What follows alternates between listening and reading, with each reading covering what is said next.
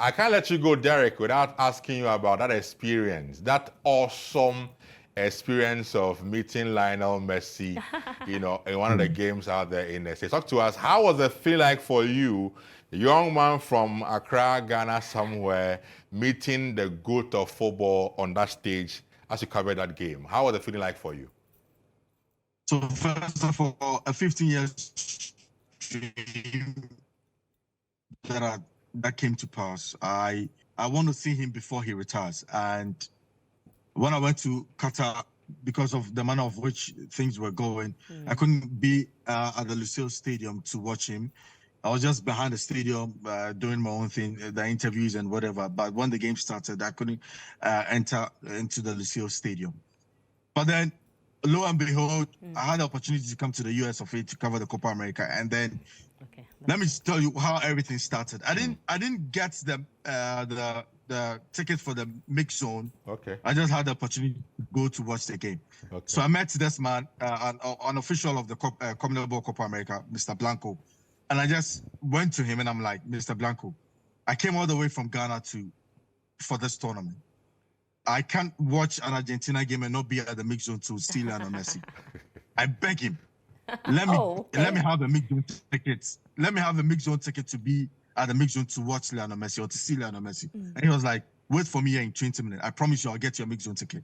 And I'm like, okay, fine. So I waited for him. He went downstairs and came back into the stadium. He called me and he was like, I promise you, I'll give it to you. And he gave me the mix zone ticket. I'm like, awesome. Wow. So that was when I started to shed tears that I'm going to finally see Lionel Messi for the first time. 15-year dream.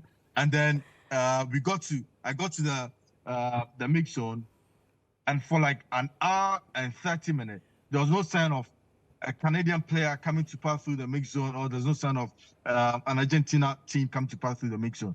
And I'm like, wow. So what next? Is it going to happen or is it not going to happen? And then we saw a Canadian official saying that all the Canadian players are coming to pass through the mix zone, so we can interview them. And I'm like, wow.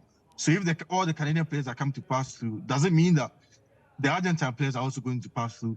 So then we stood, all the Canadian players came to pass through, we had to interview them and all that. And then I just saw the whole Argentina team coming. And the first person I saw was Messi. And I'm like, wow. So like, for real, I'm going to see Messi. Like I'm even seeing him right now. Like here is Messi, I'm seeing him. So a 15-year dream is actually coming to pass. Sure. And then, the rights holders will start to interview the players before they come for the non-rights holders to actually interview the players. Okay. So right at the place where I was standing, that was where he actually conducted his first interview with the non-rights holder, which he actually took a picture with a journalist in front of me. I'm like, I'm actually seeing Lionel Messi like face like this, am I seeing Messi like this? The Messi I've always wanted to. Am I seeing him like this?